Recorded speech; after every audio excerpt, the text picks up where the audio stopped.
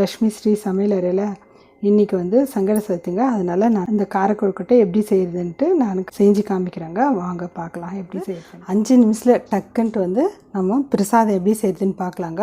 பிரசாதமும் நம்ம செஞ்சு சாமிக்கு வச்சு பூஜை பண்ணலாங்க. நம்ம ஈவினிங் ஸ்நாக்ஸ் பசங்களுக்கு வந்து ஸ்கூல் விட்டு வர பசங்களுக்கு ஈவினிங் ஸ்நாக்ஸ் கூட இது மாதிரி செஞ்சு கொடுக்கலாங்க. எப்படி செய்கிறதுன்ட்டு நம்ம பார்க்கலாங்க. நான் எல்லா பொருளும் நான் எடுத்து வச்சுட்டுக்கிறேங்க. நான் செய்யும் போது ஒரு பொருளோட அளவும் சொல்கிறேங்க. நான் கேஸ் மேலே ஒரு கடாய் வச்சுக்கலாங்க. வச்சுட்டு ஒரு 2 ஸ்பூன் எண்ணெய் ஊற்றிக்கோங்க.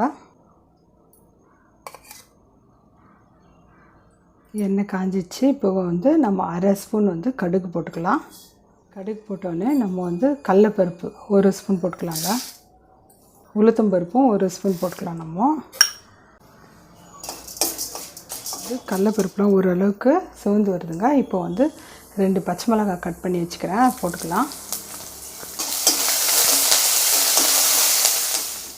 தேங்காய் நான் திருவி வச்சுருக்கேங்க. மேலே தோலெல்லாம் நான் எடுத்துகிட்டு நான் திருவி வச்சுருக்கேங்க. 1 கப்பு அதையும் போட்டுக்கலாம். நம்ம கறிவேப்பிலைங்க நான் வந்து கட் பண்ணி வச்சுருக்கேன், அதையும் போட்டுடலாம். நம்ம 1 ஸ்பூன் பாசிப்பருப்பு எடுத்து நான் 1/2 ஹவருக்கு முன்னாடியே நான் ஊற வச்சுருக்கேங்க. அதையும் ஊறின பாசிப்பருப்பு நம்ம இதோட போட்டுக்கலாம்.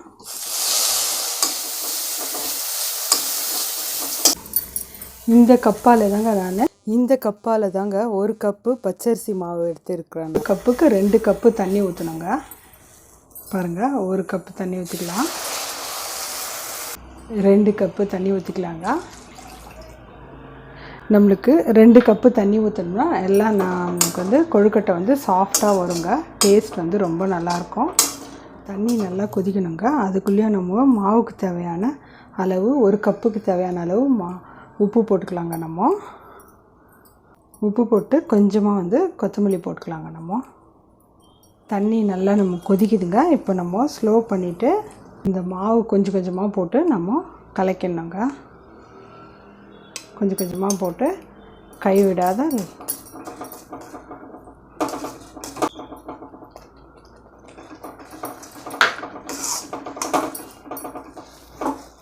நல்லா கலக்கி கொடுத்துட்டுங்க.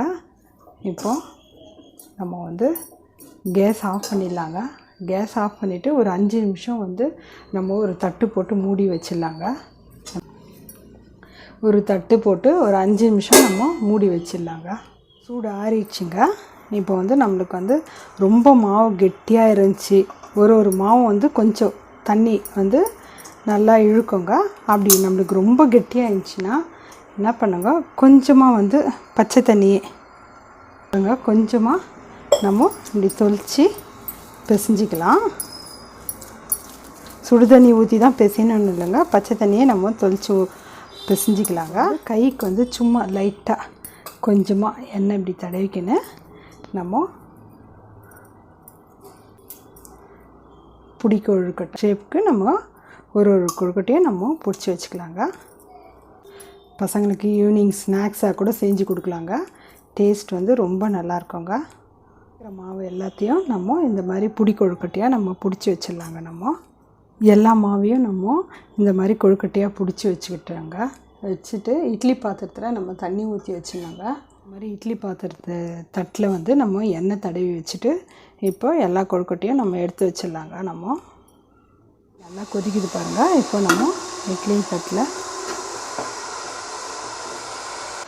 எல்லா கொழுக்கட்டையும் நம்ம வச்சுட்டுங்க. 5 நிமிஷம் வெந்தால் போதுங்க.